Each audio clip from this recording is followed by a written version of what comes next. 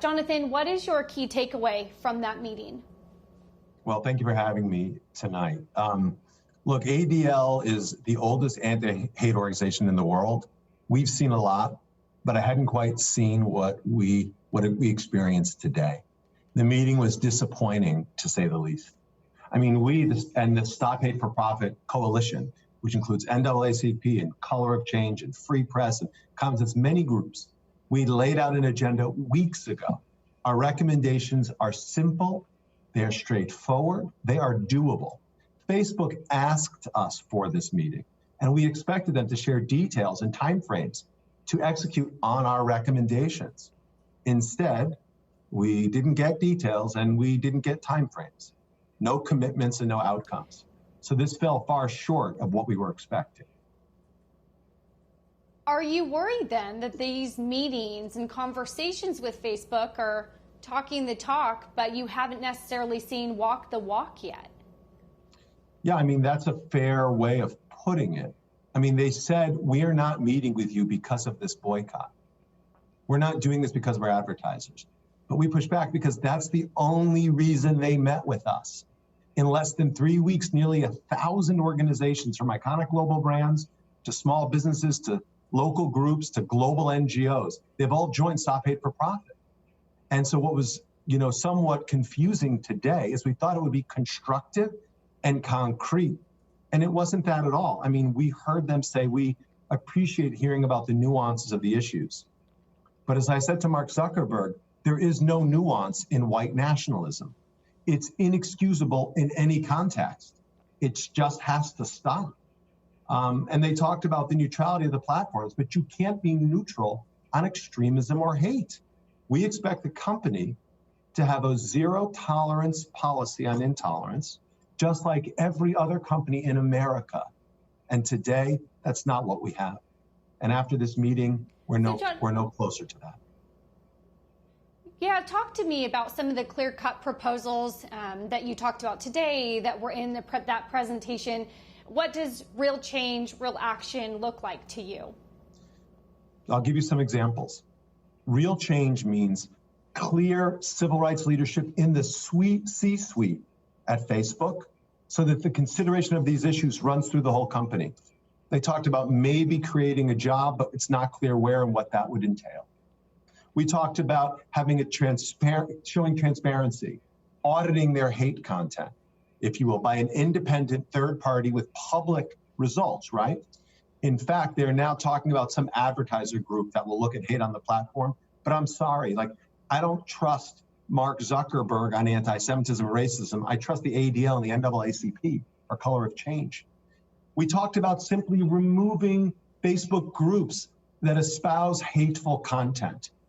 And now this one is really actually pretty straightforward.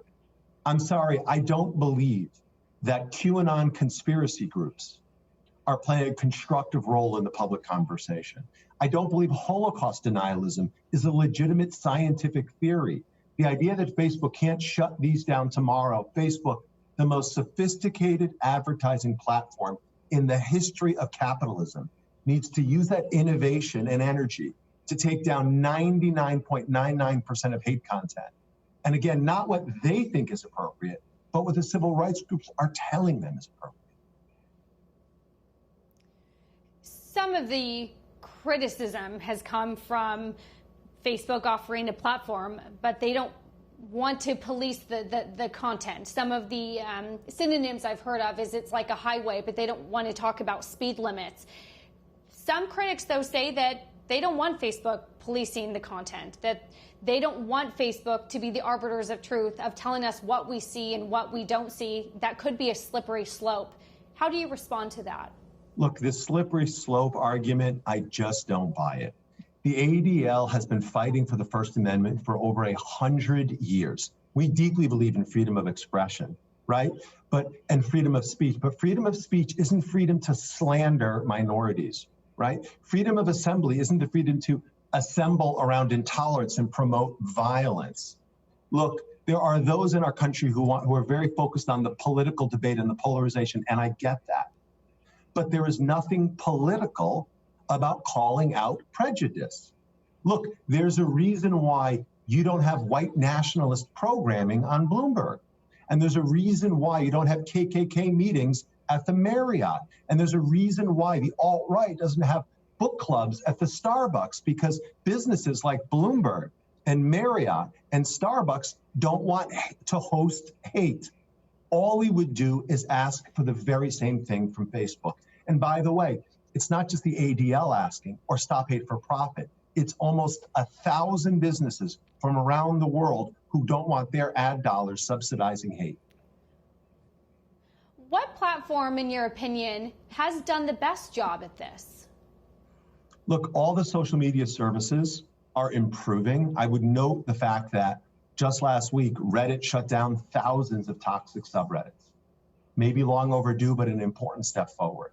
YouTube shut down several incredibly hateful channels on their service. Again, maybe overdue, but they took a step forward.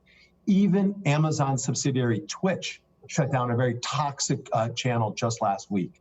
But as we think about all of these platforms, it's critical to remember Facebook is by far the largest and the most profitable of these companies. Its revenue, its profits are larger than any of these companies' top line revenue numbers. So that company has a kind of resources and a kind of innovation that they need to apply to solve this problem once and for all. Yeah, we just have about a minute here. Curious if you think more regulation is needed or would solve some of your concerns. Look, we don't need an act of Congress to solve this problem. And we don't need elected officials to solve this problem. We need, simply put, moral leadership. We need Mark Zuckerberg and Facebook to say that there are a set of general values in society like decency and pluralism and accountability.